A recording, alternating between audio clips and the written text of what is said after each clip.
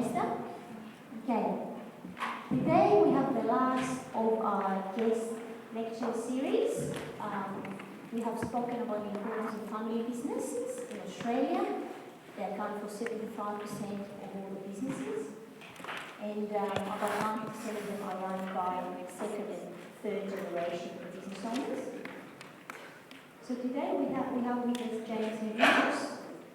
James runs the family business, Living Property Group. I've asked him to give you a little bit of background on his story, how he started, his maybe share with you some of his tips in terms of sales and personal selling, because James started his career as a very successful salesperson, was on a number of awards, and then moved into the executive role of running the family business. Just like Natasha that we had this week, James has won the 40 under 40 Business Awards in WA. The first or second year? Second year. And I also asked him, if time permits, to also reflect a little bit on the difference between running a small business or a family-owned business versus sitting on boards of large organizations. Because James sort of combines a bit of both worlds. He's sat on a number of large boards, including the City of Perth. He's a councillor for the City of Perth. Over the last 4 years, he's actually coming up for election this weekend. So with that, I'll pass it on to James. Like we've done with our previous speakers, we'll let them share their story, and then we'll open it to questions. Thanks, Eleanor. Do you all know that Eleanor's my wife? You work that out?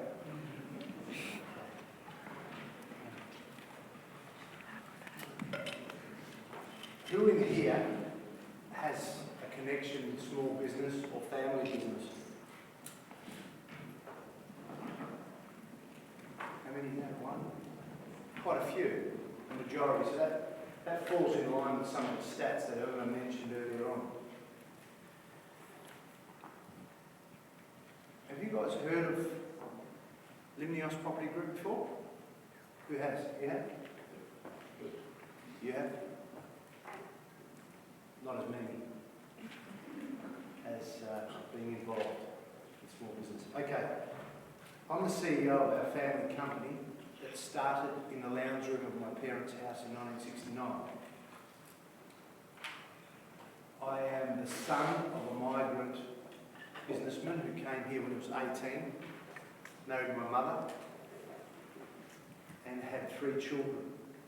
We come from a very poor background, normal background, humble background, with English as a second language for us. So it wasn't something that was very easy for my father and my mother to do. Whilst my mum grew up here and spent more years than Dad, she never had a business background or a family that was in business. My mother's mum died in a tragic car accident when she was 15. So my mum was left as the eldest sister to look after her siblings. Something funny about that? I just thought maybe it was funny. Anyway, so I got involved in the family company in 1989 was the time I got involved. And I came home after a day at the technical college that I was at, and I saw my parents at home. I thought it was pretty strange that they were home so early. And back then there was a bit of a recession. There were some struggles that were going on. My father was also the president of the Greek community at the time. He had a major project on the go, and that was the building and construction of St Andrew's Grammar. Have you heard of St Andrew's Grammar, the school? Okay, my father built that with a team of loyal supporters. Catherine's in here. Catherine's dad was one of those people that worked closely with my father through great adversity, huge adversity. And then they built the old age hostel, and they built it not through plenty of money and know-how, through passion, through drive, through belief. I said, Dad, what's the problem? He said, look, there's a few things going on. Times are a bit tough. I've got pressure here and pressure over there. The sales rates and the real estate practice aren't what they used to be. So I put my hand up and I said, I'll get involved. And I got involved in the sales. He sort of said, son, you're only 18 years old. It's the biggest investment someone's going to make in their life. You're still a young looking kid. It's going to be difficult to be successful. And I said, I'll do a deal with you. If I'm not successful within 8 weeks, I'll stay and continue my studies.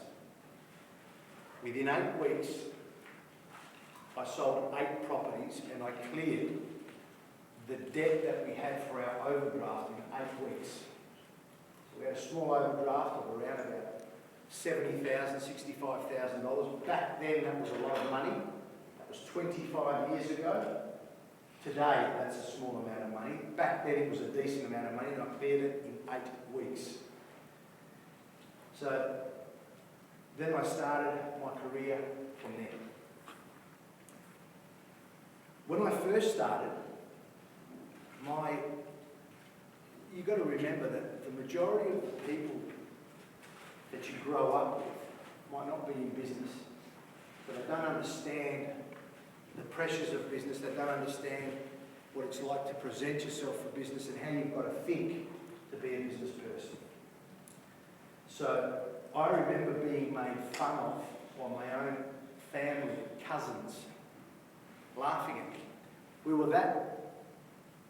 struggling that much that I couldn't afford a suit. So what I did was I borrowed my father's jacket. He had a black sports jacket. I had a black pair of trousers and they matched. I borrowed a tie and I borrowed a shirt that was taller than my dad, so when I would go like that, the sleeves would come to here. So I used to keep my arms as close as I could to my side. He bought me a black vinyl briefcase for $20 back then, and I looked the part. I thought I did. And I remember, just imagine, you know the pressure that you've got as a family, you know the difficulties as a family to make ends meet. You finish work and you want to go and visit your cousins and you drive over, how are you guys, what are you doing? I'm the youngest cousin. And they turn around, excuse me for using this language, and who the fuck do you think you are? This is exactly what they said to me. And they were all about 20, 22, 23. I got so red, I was so embarrassed, it was ridiculous. And one of the guys that was standing with them, who wasn't a relative of mine, and they were working on their hot cars back then, you know, the big V8, the GT muscle cars, and it's a generation well beyond you guys, probably what your parents are now. And one of the guys, who was a friend, turned around and said, listen, one day this guy, you guys are looking up to him. He's got the, I won't use those words, he's got what it takes to make it, and he's going to make it. So what you're doing is wrong. Anyway, I was really embarrassed. I actually shed a tear when I got in the car and drove off. But that drove me, that determined me to succeed. And what I did was I visualised everything I wanted to be. I visualised everything I wanted to be. I visualised that I wanted to make my father and my mother proud. I wanted my parents to never want or need for anything again.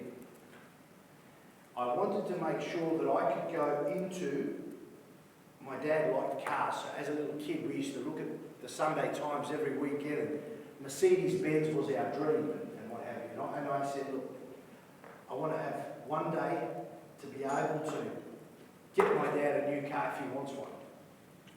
I want to make sure that we've got a 2-story office in the city. 2-story for some reason. I want to make sure we've got about 23 to 25 people working for us. I want to make sure that we're doing this, we're doing that, we're selling this, we're selling that. And you met a very good friend of mine the other week, Adrian Finney. You guys remember him? He came in here. Adrian gave me a big break too. That's how Eleanor's met Adrian. When I was a young kid, he and his family were developing large tracts of real estate in the inner city. And I rang him up and said, give me a go. I can sell this stuff for you.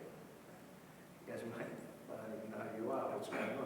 Anyway, cut a long story short, I became his most powerful sales force because I did it 24/7, 12-hour days at 18 years old. I gave it my best shot. But anyway, so I visualised all these things that I wanted to achieve for my family and for myself, but mainly for my family. And today they are a reality. Everything that I've mentioned and much more is what the Luminos Group is today. So we consult the government. We've sold and marketed and consulted on the East Perth redevelopment project, on the North Bridge urban renewal above the tunnel. We've got some of today's largest projects. We've got one in Rivervale in the Springs. It's 168 apartments that are right on the water's edge, at a $100 million development, and so on and so on and so on. How did that happen? That doesn't happen because in the fullness of time things happen. Things don't happen in the fullness of time. You have to make them happen. You have to chase them. You have to want something. You have to be able to visualise the thing that you want, and you have to go for it. But it's very important that you think exactly as to what you want to do. But with that comes the downside, and that is negativity. People become jealous. You get people that want to attack you. You get false allegations against you. So you've got to make sure that everything you do is squeaky clean. Is by the law to the best of your ability. Because I can tell you, through jealousy, you'll get attacked. And in my community, unfortunately, we have a jealousy streak. At any time I've ever had a problem, it's been with another Greek. Never with anybody else. That's the sad thing. I've never, ever, ever had any reign with anybody else, or have never been reported to an authority or anything other than a Greek. Are you Greek? Did you laugh? It's true. That we're a very good race, and we've done a lot of good things, but we can't work together. That's the problem. Anyway, that's another one. So, but you've got to be used to that. So it's imperative that what you do it within the law, and you don't take shortcuts. It will eventually catch up to you.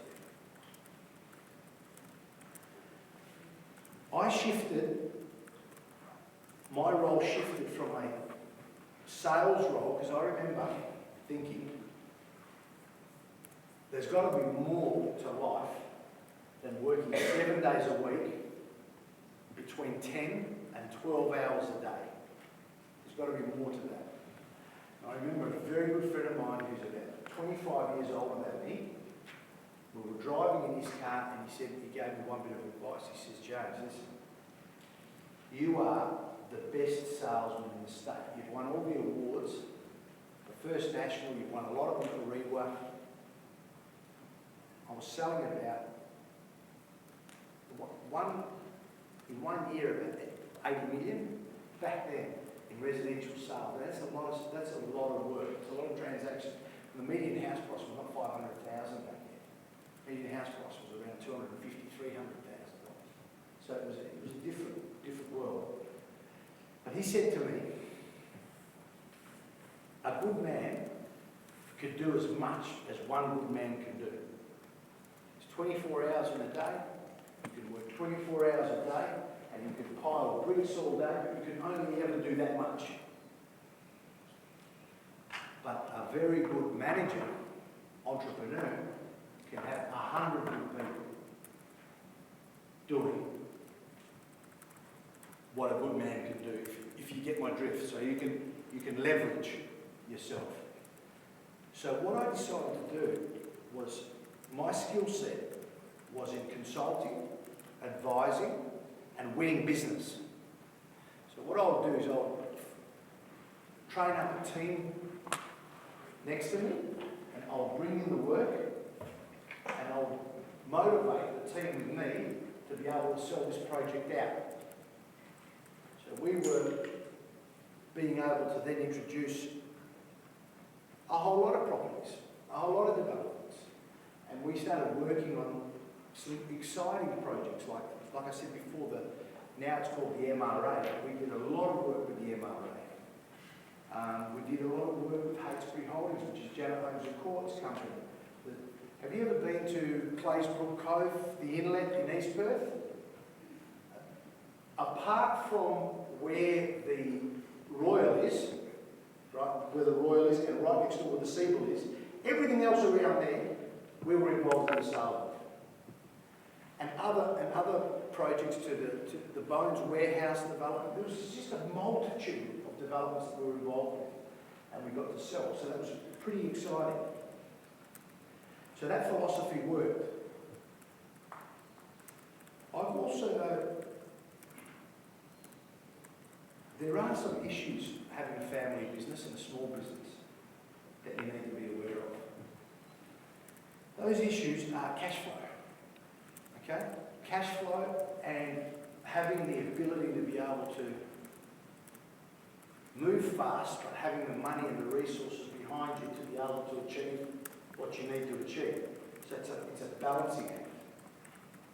Major companies like, I'll give you an example. If we look at the city of Perth, even though it's a local government, I sit on there as a councillor, which you could call a board member. Okay? I'm the chair of Works and Urban Renewal. So Elizabeth Quay, the link that's happening, the sinking of the railway, the eastern end, the eastern precinct that Lendlease is doing, that project there. William Street that happened, the rejuvenation of William Street. All of those projects fall in some way, the new library, the city library, fall under my chairmanship in the city of Perth. Either as a partner or joint venture partner with the state government or outright our deal. So here's me with little old Limnios, which is like a drop in the ocean compared to the city of Perth. We've got a budget of $1 billion a year in the city of Perth. And then you've got my family business. Difference here is you can afford to take risks. You can afford to take calculated risks in a major corporation because you budget it, you've got funding, you've got rates and they're going to stop. You know, council rates and fines and parking levies and all these sorts of things. So you've got this machine producing cash constantly and you just sit back and you say, okay, today we've got to do that, tomorrow we've got to do that project, and you start with priorities and you do them. And what I pride myself on is bringing private enterprise into government and making that as effective and as efficient as possible with zero wastage, questioning people's design, ideas and so on and so forth. So the difference is that one organisation has room for mistakes, slightly, there's fat, there's padding. The other one has no room. You do two or three mistakes in a private, small family business, you're gone. It could wipe you off.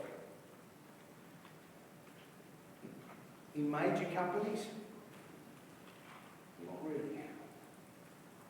It depends. It's mismanagement of funds and talking. It depends on how the mismanagement is.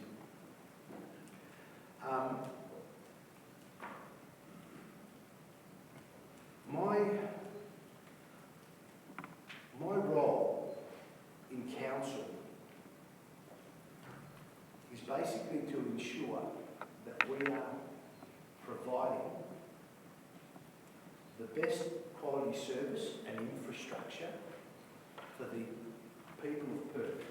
The people, the ratepayers and residents of the city of Perth, and the people coming from the suburbs to visit.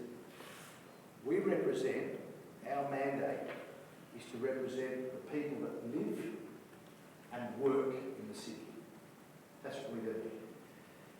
And my role within that is to ensure that we deliver those services from your lighting, from your roads, from your bridges, from all of those different things that you see happening to make the city work. That is exciting in itself, but it's a very, very big responsibility. responsibility at the same time.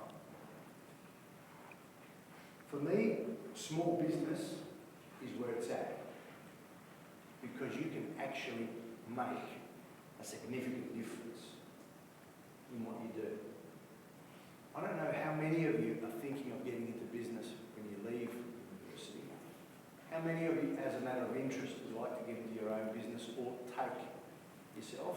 What industry interests you? Brilliant, that's good. We need more homes. ANZ just gave the report. That'll stop some of the problems that we've got with prices. We really don't have enough housing. Anybody else? Yourself? Yes, funding in small business with IT consulting equipment. Fantastic. That's pretty good. And yourself? Agriculture. Hey, and that's very important. I was actually talking to someone today on a serious note. On the weekend, this is just going off on the side. On the weekend, I ran a construction guy that does some great work. And I was asking him a question, what's happening, when are you going to finish off this driveway? He says, look, James, I've been a bit busy. 5 people that you and I know are just dying of cancer right now. So I ring the tyre guy up to order some tyres for my car this morning. So it was pretty sad. I ring up the tyre guy and he says, James, this friend of mine's dying of cancer. And I said, I just heard 5 other people that I know well, the same thing. And he turns around and he says, I think it's got to be February. He says, think about it. How come it's just skyrocketed like this? It's got to be February. So he turns around and he says, I think there's going to be a market for boutique farmers. The farmers where you could go and get fresh produce. You know, produce that you can, like, they call them the farmers market, but I mean legitimate boutique farmers. So I don't know what level of farming you're talking about, but I think it's a good thing. It's very important. We've got to improve the content, the food, the quality. Anyway, that's good to hear that you guys are interested in small business. The reason why small business is good, and I'm in family business, it has its challenges, but it's very good as well. My wife and I, we go back to Greece every year because my wife's originally from Greece. So my children have their grandparents in Greece as well as my parents here. And if I didn't have my mum, my dad, and my 2 sisters in the business, and the rest of the team, I wouldn't be able to go on those holidays and have the peace of mind that I do have, even though I'm still a stress head, but still, it would have been a lot worse than I do with them now. The other thing is, you know that your person is safe, your bank account's safe. We've had horrific experiences prior to me getting old enough to be in our family business when my father did a joint venture. And we had to go to Greece in 1982 because my grandmother was dying. And we came back to have our bank account, because things weren't as sophisticated as what they are now, and the checks and balances weren't as sophisticated. My father's bank account was about $150,000 then lighter, right, from a JV partner who used those funds to build horse stables. Those sorts of things can happen. So having your own people, your own family within the business, and it depends on the relationship that you have. But for us, ethnic type of families, sort of traditional type of families, it works well. But there's the other challenge. You're separating between when are you a son, when are you a brother, when is it your sister? All of those sorts of things come in the way too. So a bit of a mix mash comes in. So that's a bit of a challenge. So I suppose you can't have everything your way. But the flexibility it gives you in terms of income, in terms of time, in terms of everything that one needs for quality of life, I find, having the experience now in both, that I wouldn't give up the family business. You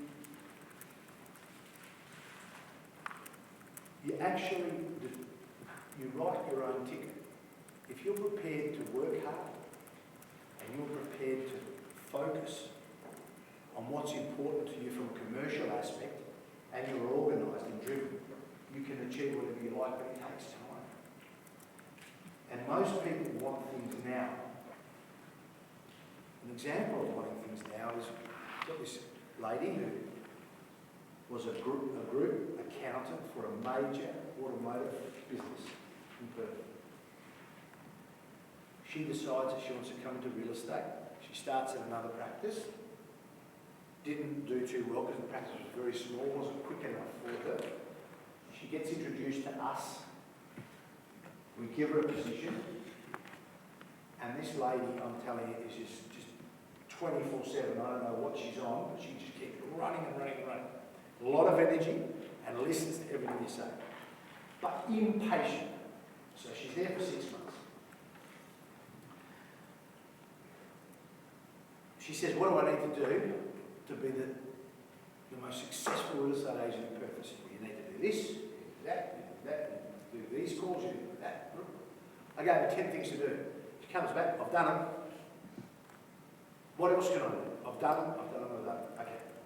In the end, what she wasn't doing, or what she wasn't doing, is being patient. Because what you see today takes time to germinate for you to be able to cultivate. It's the same principle in business. Anyway, so right up until recently, she's having these ups and downs, emotional ups and downs. 6 months later, we're into a 6 month now, she's actually performing at a higher rate, or no, that's an exaggeration. She's performing equivalent to a team member that I've got that's been there for 9 years, and is the highest rider in our office. So that's what small business can do. You can, when you're in the free market, you can determine what you will make, what you will achieve, and it really depends on patience and doing things well. One of the other things that I find people do is they don't, if you just do things mechanically, right? If I say to you, do this a particular exercise and you just do it mechanically, or you actually go and do the exercise properly, you make sure your arms are at the right distance, you hold yourself down when you go down to do your push-up, and then you spring it back up, and then you make sure you don't just fall down and then you spring it back. So you do it all properly, so you're actually exercising your muscles. There's a difference between doing it, routinely and doing it from within, doing it properly, passionately. That's what has to happen in business. You know the old thing when you talk to someone and they say, well, how can I do this? What can I do? You tell them how to do something and they go, well, I've done it, it hasn't worked. You would have experienced that in some example. That is because they're not doing something from their heart. And if you're not doing something from your heart, you'll never be good at it. So you have to actually believe in what you're doing, in whatever it is that you're doing, and do it from your heart. And that is how you'll succeed in it, and you become very good at it. And practice. Anybody here like soccer? You like soccer? Oh. Very good mate of mine when we went to school is Stan Lazaridis, which you would have heard of. Stan Lazaridis obviously played professional A-League football in London. One of his friends was David Beckham, or is David Beckham. And he says, James, I said, tell me a bit about this Beckham guy. What's he like? How does he think? How does he operate? How come he's the best? And this is where this bender like Beckham came from. He says, well, I'll tell you what he's like. You'd finish training, everybody finishes training, and you've had a long day because they train about 3 times a day at that league. They get fat tested, there's a certain percentage they can have, they get urine tested. They're actually machines, or else it comes off their salary. Because we're talking about $2 million, he was on about $2 million a year, equivalent. So people like Beckham are on, only God knows. He says that this is the best football player, or soccer player, in the world. And he says, James, you've finished training, you've had 3 training sessions, a morning session, a lunchtime session, and an evening session. Everyone's running to the change rooms, freezing cold England, even summer's freezing cold there. Everyone's gone in the thing. He requests that one of the spotlights is left on. He goes to the 18-yard, which is the big box. You know, you've got 2 boxes inside. The small one and the 18-yard one. And he would place it, put 3 cones there, or some cones in the right spot. And he would place the ball there and he would keep shooting for about another 45 minutes on both angles, that angle and that angle, practicing his his free kicks, long distance free kicks. So what does that mean? That to be the best that you can be, you must train yourself. You must constantly evolve. What was good enough yesterday is not good enough today. Yeah, that's really, really important.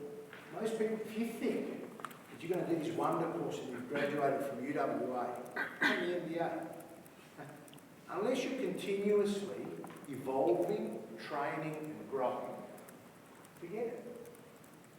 Forget it. And if you think that anyone owes you anything, or you have any right, you have none.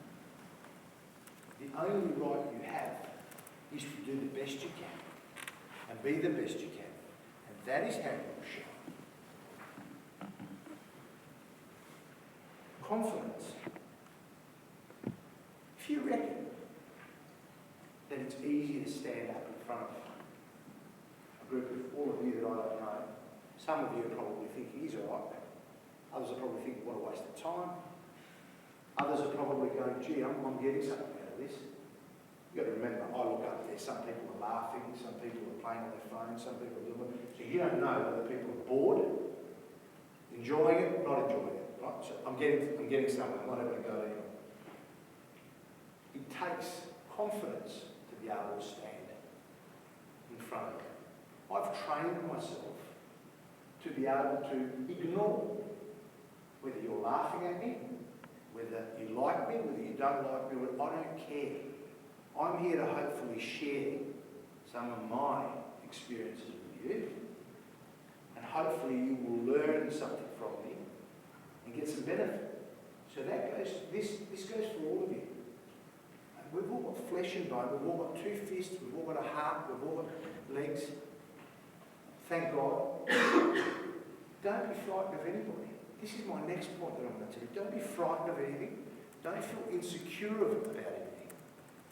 Keep talking yourself up. I am the best I can be, and I'm doing the best I can do. It's as simple as that. And if you don't like it, if someone doesn't like it, respect it. They don't have, not everyone has to like you. Got this little kid in the office. He came to visit his mum. His name's Liam. He's 12 years old. Liam's got a little bit of a limp because he's got a bone problem with his hip. Both of the hips here, there's some problem that hopefully he'll grow out of. His mum is a single mum, works for us. And he came to the office the other day. And he said, Mum, I'm hungry. So I said, Liam, I'll take you down to the pizza shop. And he said, Liam, because his mum was working back late at the office. So we're walking down the road and I said, Liam, do you have a girlfriend? He says, oh, I sort of like this girl.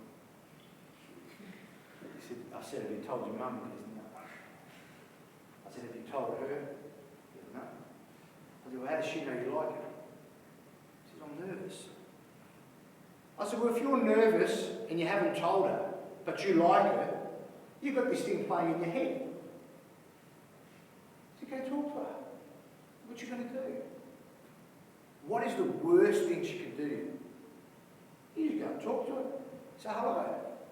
Get to know the person a bit better. Speak to them. Have confidence in this person. I said, have confidence in yourself. I said, you're a good-looking kid. You're a good boy. I said, there's nothing wrong with you. I said, I'll give you a lesson. So we're walking down the road in the office. You don't think I'm talking about a woman. I'm not. I'll give you a lesson on confidence. my office is in Northbridge. And in Northbridge, on Newcastle Street, when the sun goes down, you might get a couple of backpackers that are a bit loud. Or a couple of our Indigenous brothers that might decide to go for a walk, but they've had a couple of drinks or something like that. That particular night, we had both. So we're walking down to the pizza bar, and Liam's sort of like, I said, Liam, when you walk down the street, you walk with your head up high, and you walk as if you own the street. Do you understand? And when you walk as if you own the street, you will not get picked on. But if you're walking like this and all shy like that, it's like the mentality of a hyena.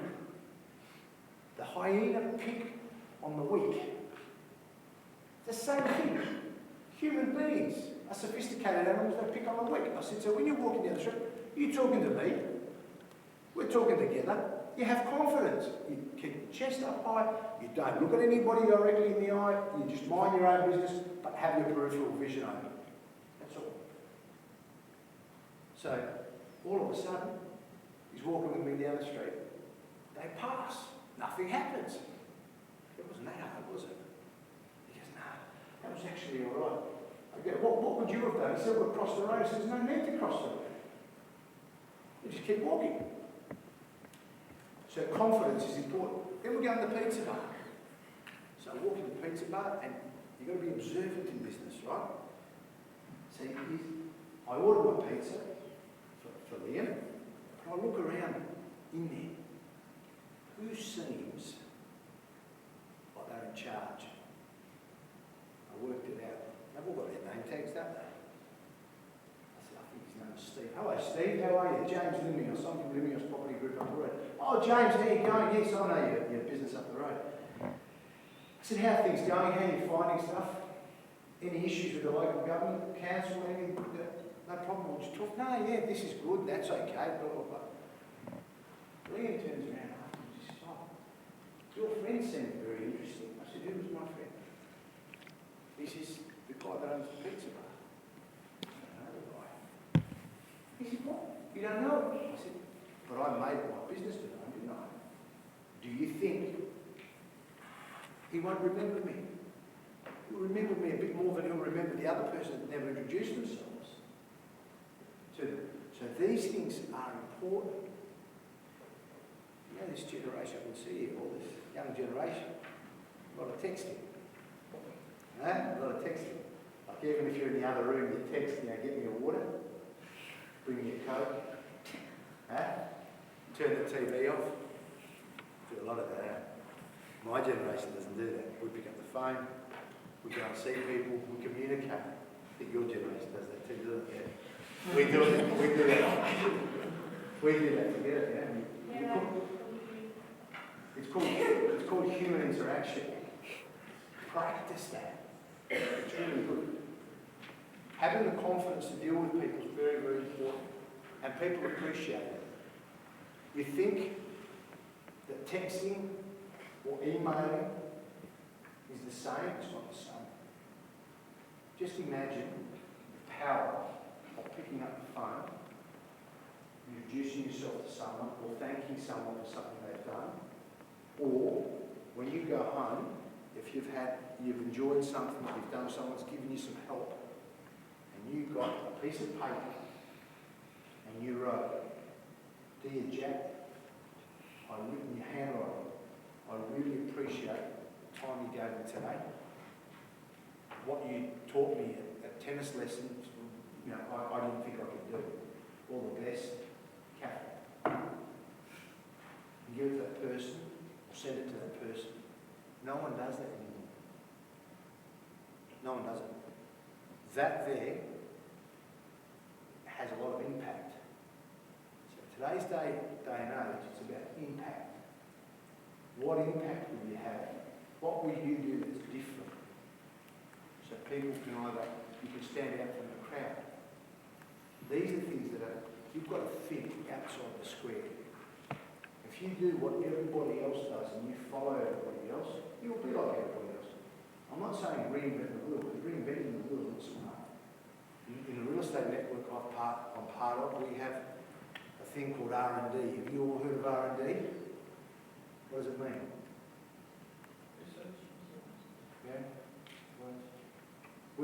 rip off or duplicate. Don't reinvent the wheel. So what we do in our network, if I've got a good idea about a proposal for a submission, that gets shared amongst the rest of the group. So what I'm trying to say is don't go and reinvent things that are normal and you should be doing them and they are progressive. But little things, little points of difference, like writing a handwritten note, a handwritten card, actually spending the time to talk to your mother or your father and to say thanks, or to ask for their advice, not just to grunt, or, I'm busy now, I can't see you. You wouldn't believe the amount of wealth and knowledge that people have got that are around you. Older people, younger people, never discount anyone. My philosophy is, there's nobody that you're better, that you're too cool for. It's wrong. Everybody plays a significant role in your growth, in your learning, in everything. Just remember that. It's really important. Us humans, there's no difference between us. And this is the business world. This is how smart people work. Andrew Forrest, you see Andrew Forrest sitting in there, philanthropy, all of these lovely things that he's doing? Let me tell you, behind Andrew Forrest is this very firm businessman. But at the same time, he's standing out from the pack because not only is he a firm businessman, but he's showing he's a human. The human side of business is what pulls at your heart, what makes you stop. More people should do it. Finney, the guy Adrian Finney, he spends 30% to 40% of his time raising funds for different causes. So, Adrian is one of the busiest people I know. Flies around the world, he's looking at projects everywhere, he's doing everything everywhere, underneath the radar. If I ever ring Adrian, before I was a counsellor, you might say, he needs you, that's what. No, before that, when I was just a young, nothing, I was still a nothing, but just as a young kid that didn't have any experience, he would always have time. Just like I would always have time if someone wants to see me. And that's how we should be amongst ourselves. These are the things that you have in business. It's that little bit of, it's called emotional intelligence. Have you heard of emotional intelligence? It's being able to feel the pulse of someone, basically. To understand whether someone's feeling uncomfortable, someone's feeling happy, someone's feeling sad, being a nice person, having empathy, having compassion. These are human emotions that you can't get rid of, You've got to work on those to have that skill set. So, everything I've just said now, that forms part of sales, right, guys? It forms part of sales. Would you guys agree? Do you think, how important do you think selling is in business? In any business? Do you think sales is important if you're a doctor? A brain surgeon? Why would you think it's important if you're a brain surgeon? Business. Let me tell you, that's good. I'm glad you're thinking that way. Some people like to think, I'm a lawyer, I'm a doctor, and I'm an engineer, we don't sell. That's a salesman. Bullshit. That is all bullshit. They want you, in their own way, they sell. Do you know how they sell? They make sure a little article is written about them. A friend of a friend tells the other friend, my husband's a very good brain surgeon. Do you know who he just, don't tell anyone. His patient is sold. Don't tell anyone. Do you think that's not selling? Everyone's selling. So what you want to be is you want to be on top of the game. Selling is important. Selling is the way you get up in the morning and how you present yourself according to the industry that you're in. We've got this new trend in real estate now. No offence to anybody here or anybody that I'm going to describe that you know. But in my opinion, I'm old school. I wear a suit and I wear a tie And I show my respect to the business that I'm doing and the people that I'm doing business with. If you're going to be investing $500,000 with me, or $1 million, or $10 million, or trusting me with your $100 million project, you want to know that the person that you've got there is presented well.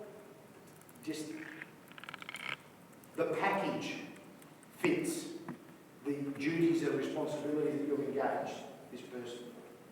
Nowadays in real estate, we have these guys that wear trousers, polo tops, with a big logo of H&R Real Estate, mate, how you going? Sunnies that they sit up here.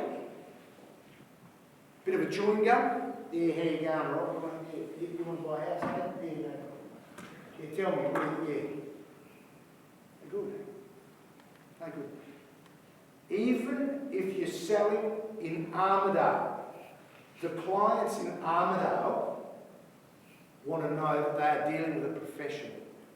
They expect you to be a professional. They expect you to use proper English. They expect you to speak well, to write well. And they will feel good about it, even if those people can't themselves. They'll feel comfortable, they'll feel relaxed. Let me tell you, I wouldn't want to walk into my dentist or my doctor or my heart surgeon or whatever it is that I had, knock on wood, nothing. And the guy's got a t-shirt with Metallica on there, a couple of, shorts up to here. How you going, Jamie? Bit of a heart check-up, eh? No problem. I'm with you, mate. Surf was all right last week too. No way. No way. It's horses for courses, as they say. So selling's very important. You've got to present yourself very, very well. You've got to speak well. You've got to have knowledge. Knowledge is power. If you don't know everything there is to know about the industry you're in and what your competitors' sales pitch is, you've lost the game. You can't wing it in business, as they say. You just can't go by the seat of your pants. Knowledge is very important. And you know what else is really important? Loyalty. Loyalty and consistency. This is something that people don't have anymore. If someone gives you the opportunity, if you're working with someone, or if someone does the right thing by you, and even if they don't, you must be consistent.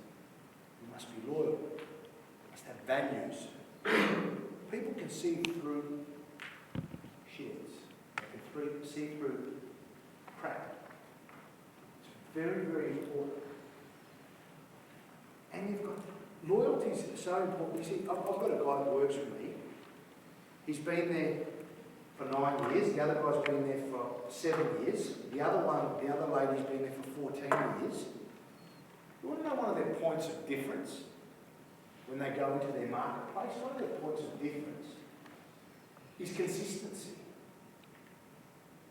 The market has acknowledged that these people are stable.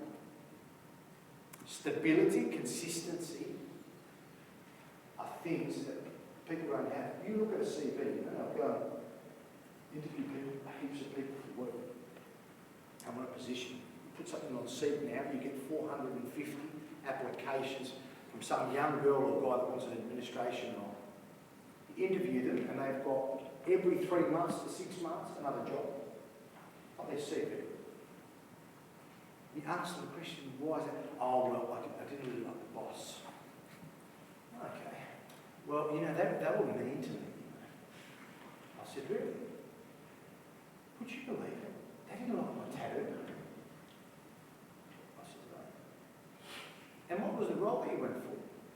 I suppose the piercing that might not have liked either. I said, what role was that? It was a law firm, it was reception. I said, so you expect them? This was like a little, my mate's niece, Johnny B's niece. You expect them? I said, with your tongue hanging out with this piercing and another one over there, and a tattoo around here that you could just see on the top of your breast here, to put you at the front of a law firm. I mean, with all due respect, obviously. Sure, you probably think, well, you're old-fashioned.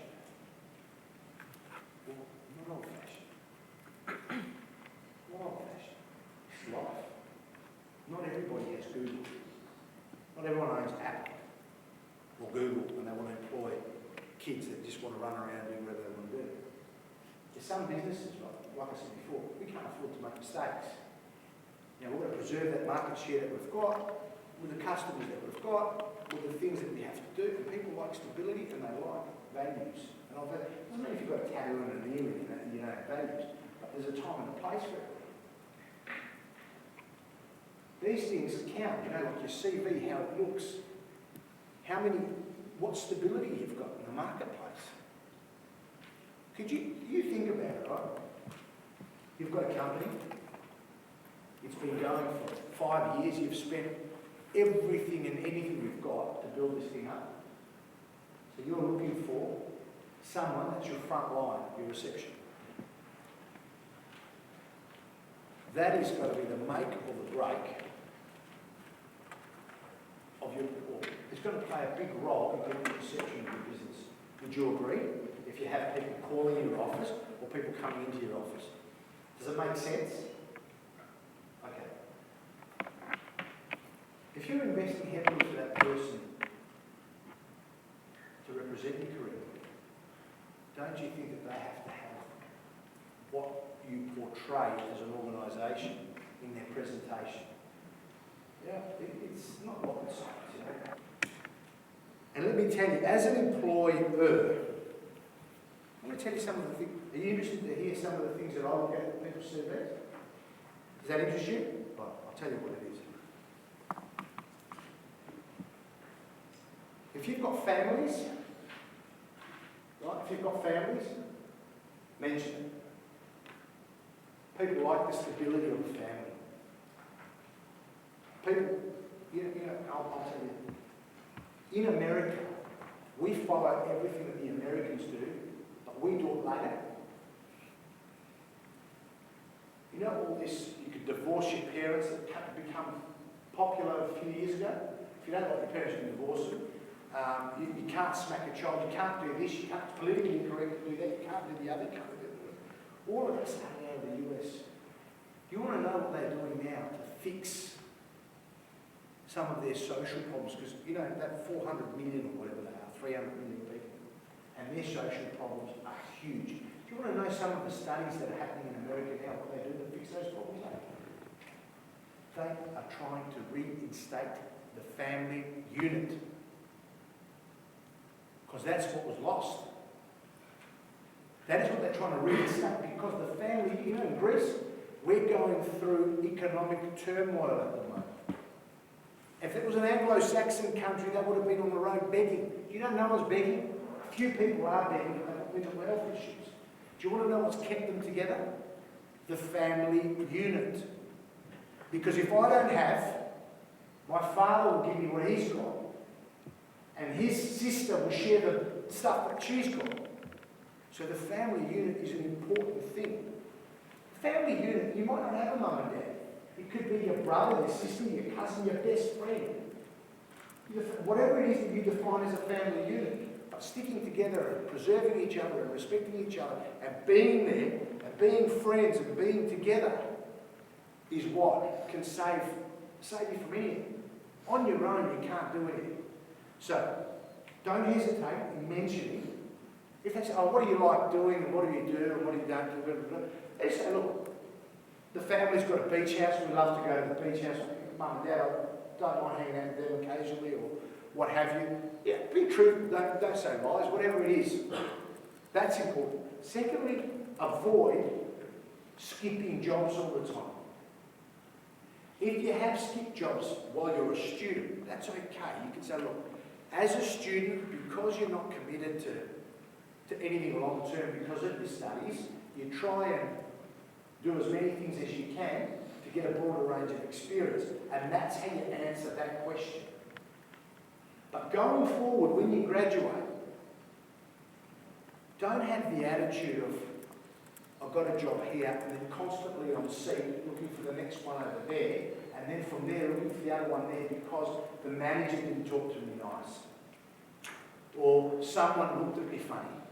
That's no good, guys. Honestly, focus on being the best you can in the environment that you're at, and at least give it a really good go. And when you're very good at what you do, whatever it is that you do, whether it's answering phones, removing rubbish, whatever it is that your position is within an organisation, if you do it with passion and consistency and you do it well, you will be recognised as someone that can be depended upon.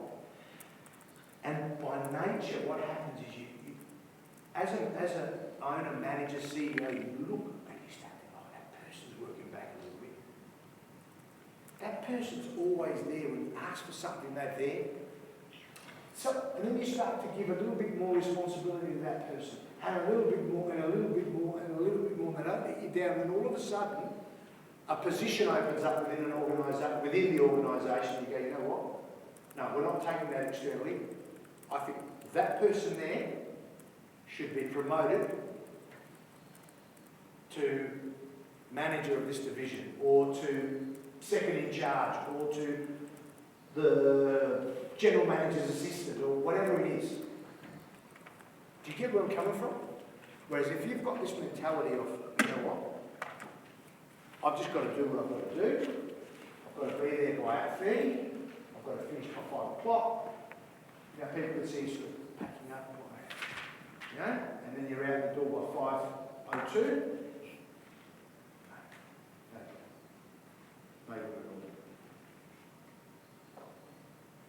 People, especially in today's world, where the world is changing fast, and all this mining thing where anybody can get a job for any amount of money, all gone, dead and buried. The mining's still there, trust me. The miners have started the projects they needed to start. They sacked everyone and they're rehiring them back at commercial rates. Do you understand that? Do you understand what's happening? They needed bodies to get projects up and running, as many as they could get their hands on. So they'll pay you whatever you like. So they drain resources from people like me. So you go and wash dishes for 100 grand, fly on, fly up, no? It's all gone now. Lollipop man, 90,000 a year. Wearing a corks, make sure the flies again, 90,000 a year. Internet at night time, in a diner, gone. Sacked everyone, and now they've got the jobs up again. 45,000, 65,000, 75,000. You understand? Realistic salaries.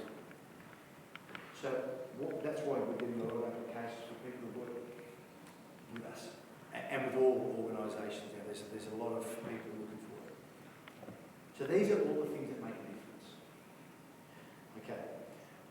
I'm not going to talk anymore because I've quacked too much. But I'm going to put it out there. If you've got any questions, this the sign of someone that's done an okay job is you ask a question. If you don't ask any questions, it means you didn't like it. Yeah, I'm only joking. Anyway, thanks for listening to me. I hope it was informative. Do you have any questions? I was a good student. Thanks, mate. You talked a lot about drive, but I think drive can lead to tunnel vision. How do you do that? When you get too focused on something and how do you take a step back? Yeah, I understand. That's not what I meant. Yeah, but Drive is not about being. It can lead to that. Yeah. Depends on your character. An entrepreneur has to look at things this way, that way, the other way. So you've got to be open-minded. You've got to be driven to achieve. You've got to be able to see the result that you've got. But you've got to assess things along the way. How can you take a step back and realize or see the bigger picture? I usually do that at night. I usually do that at night time when I reflect on the whole day. Because when you're in the middle of it, in the thick of it, a lot of it's survival. So you can't strategise and you can't think very clearly from a visionary perspective when you're in the middle of doing your business. So you need time out. I spend time, like on a Saturday, I escape. I like to just get out on my own and think. At night time, sometimes I'll sit down and I think. That's the time that I think and plan. That's how you do it. That's how I do it. Any other questions or Please. You seem like a pretty competitive bloke. I was just wondering, has that created any problems for you in the past? Yeah, of course it does.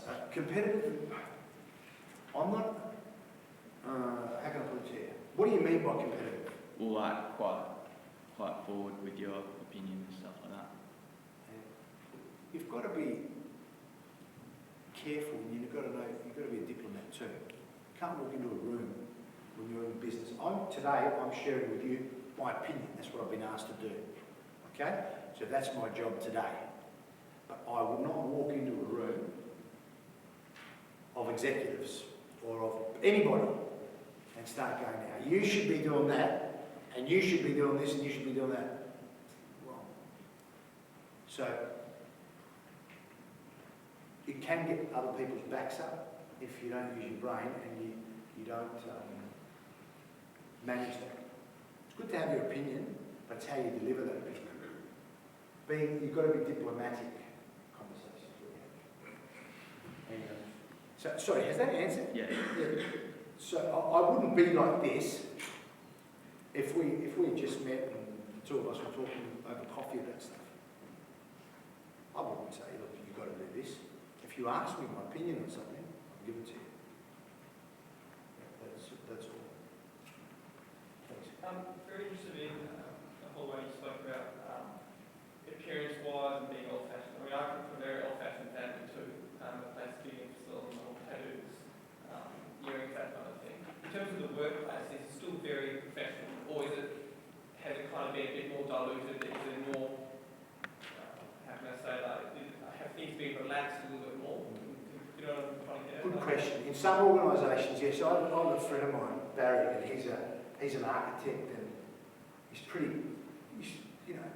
he drives his Harley, and if you saw him on a weekend, you'd think it was biking. He's got tattoos, sleeves from here to here, come down here, from here to here, all the way up. When you see him though, he's always wearing a tight thing underneath his business shirt that covers his sleeve. Because even he recognises that if you walk into a banker's office, because he's an architect stroke developer, and said, I want to raise 30 million to do this project, the hoops that he would have to jump through would be a lot higher than what if he went in there, like he does go in there, nice suit, very nice hair, sits down with people, does this stuff, blah, blah, blah. And like he said to me the other day, he said, when people get to know me, the shirt gets rolled up and the whole lot, and I'm myself. So it does play. There are certain institutions that you'll never change. Has the workplace been diluted? Yes, it has. There are some organisations that don't mind. I don't mind tattoos. Let me tell you, I wanted it. Where's Deb? I grew up with some pretty interesting characters.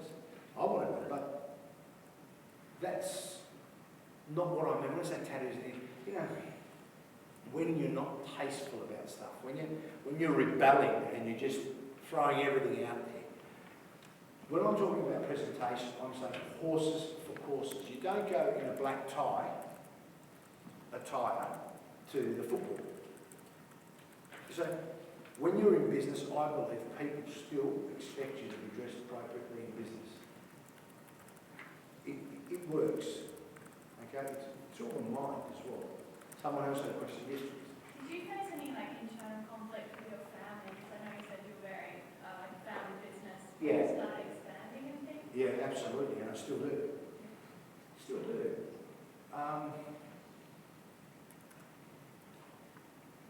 Siblings argue.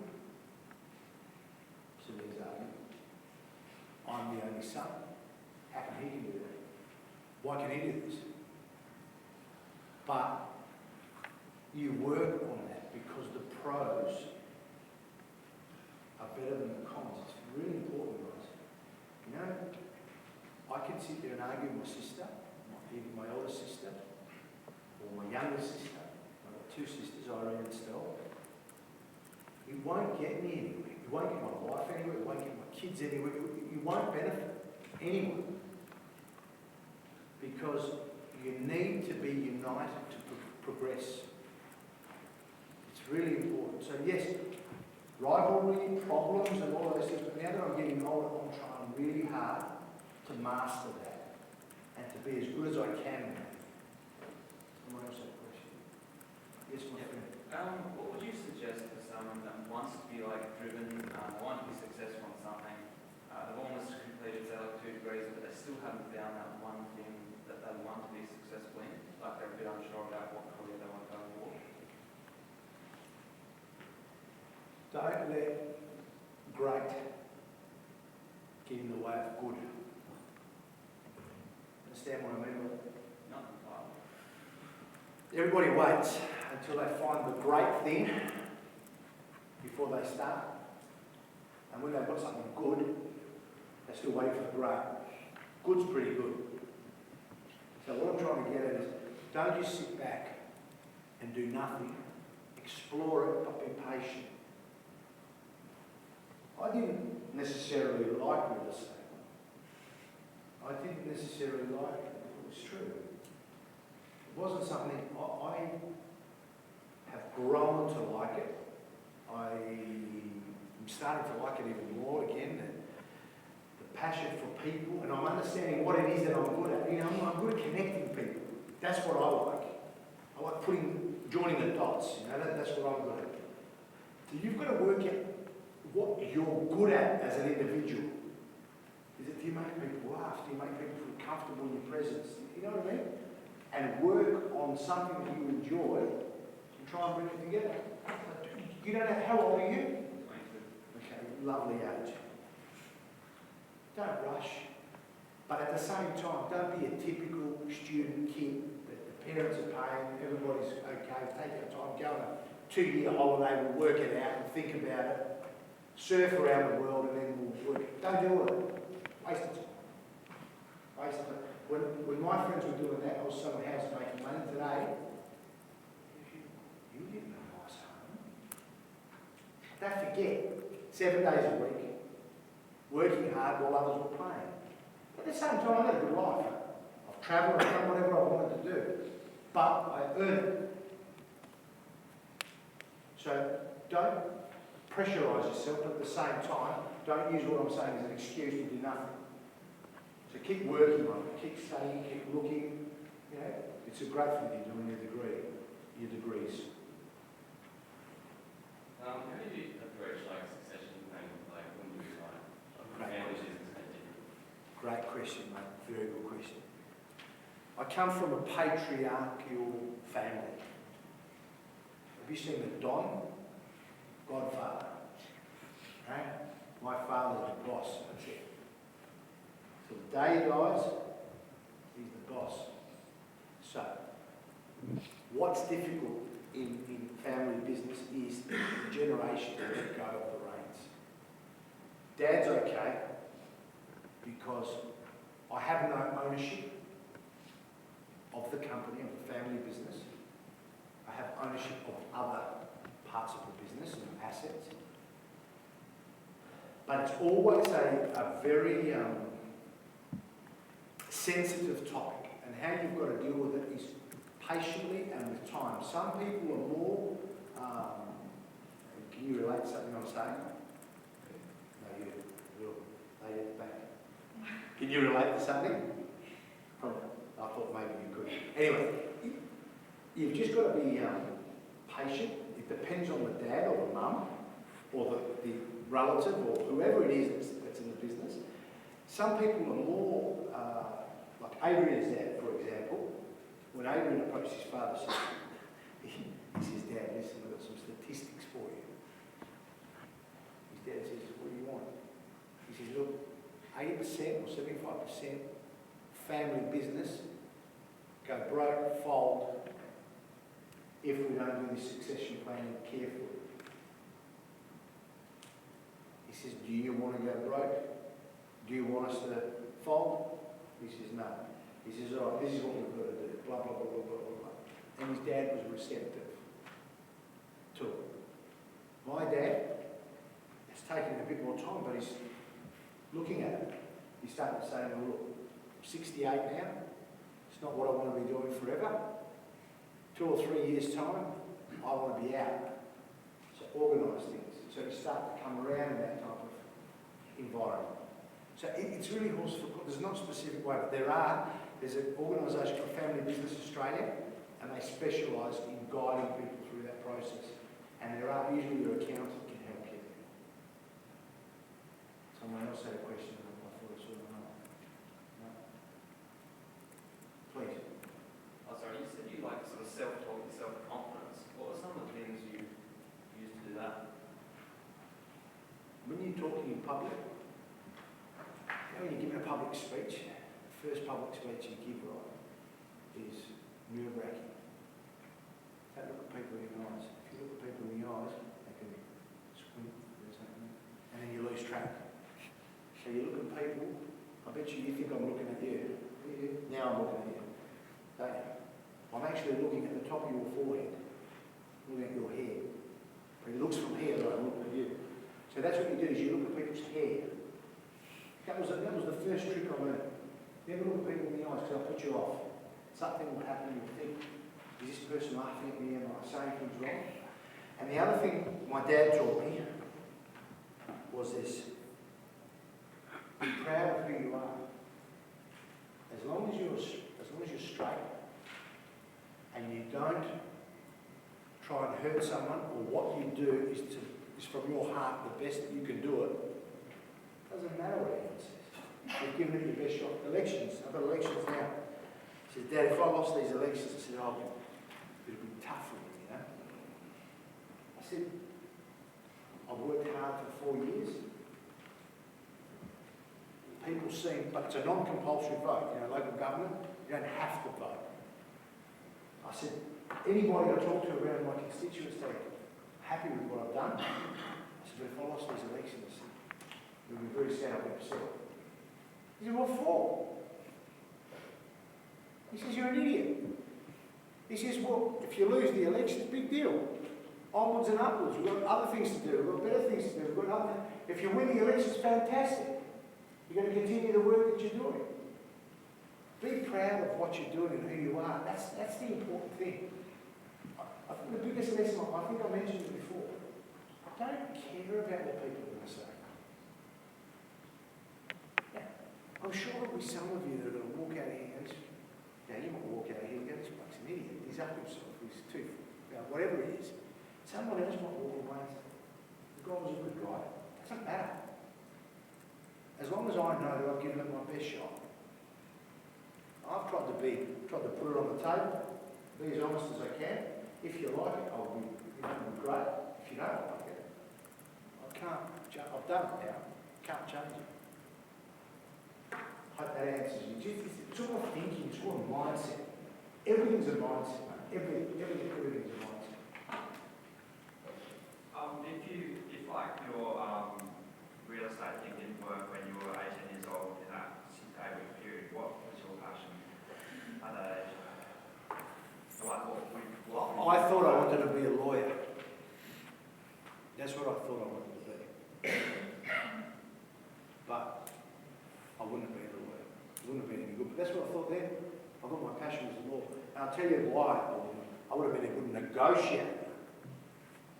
But you know why I wouldn't have been a lawyer? I don't think I wouldn't have finished it. Because I hate reading. I hate it. With a passion. And I forced myself. You know how I forced myself, guys? Audio books. I stuffed them down my ears. And I forced myself to get, because it's very important to get as many books as you can into you. I hate it.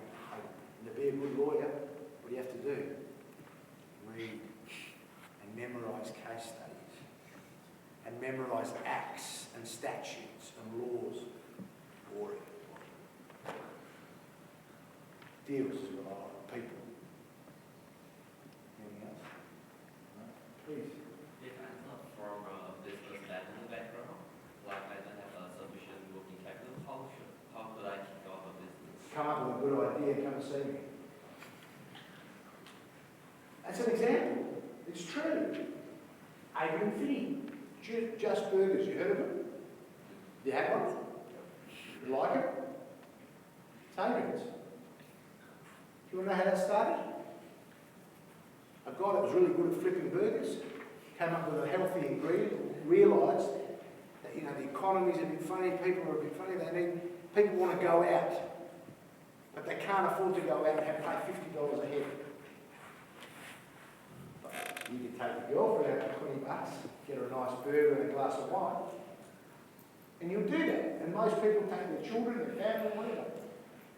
So the guy had the idea, he says, okay, I've got the capital, let's sit down, let's work it out, make it the coolest, beautiful little places that are healthy and effective and cost-effective. That's what happened. So that's how you can do it. Like, you've got to be able to add something. In business, you've got to put something on the table.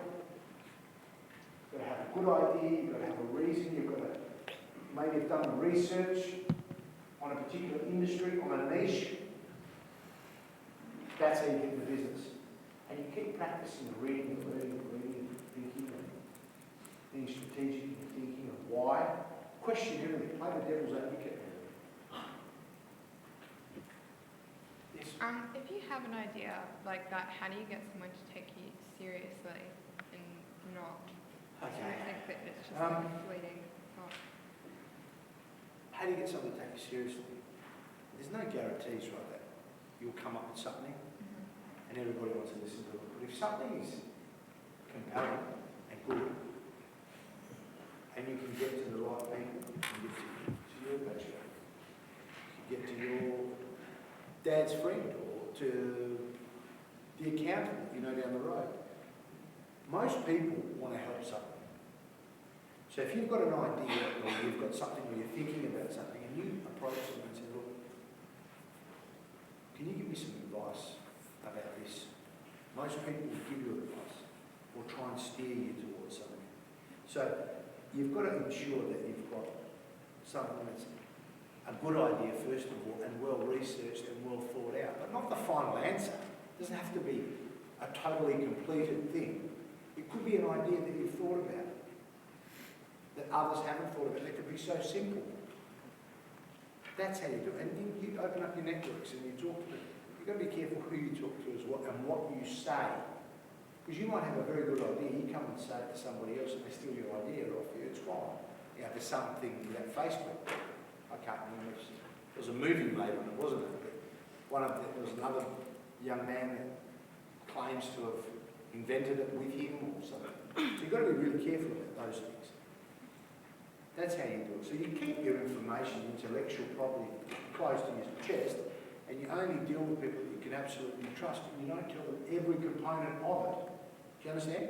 You always keep critical parts of it. You just say enough to whet someone's appetite. And then when you've got a really good idea, you get what we call a non-disclosure agreement. This is getting too far, but if your idea is that good, just say you invented, I don't know, how to recycle these bottles in a way that nobody else has thought of. And you start telling me the idea, oh, gee, that's a good idea, and we start thinking about it. Well, then it's very simple. You can go down to the Small Business Association or the government has these things. You get a non-disclosure agreement. You can even look it up on the net. I'll tell you everything as long as you sign that. So that means that they can't disclose it to anybody else. That's how you can protect your intellectual property. Did you work with someone else before you got into your family business?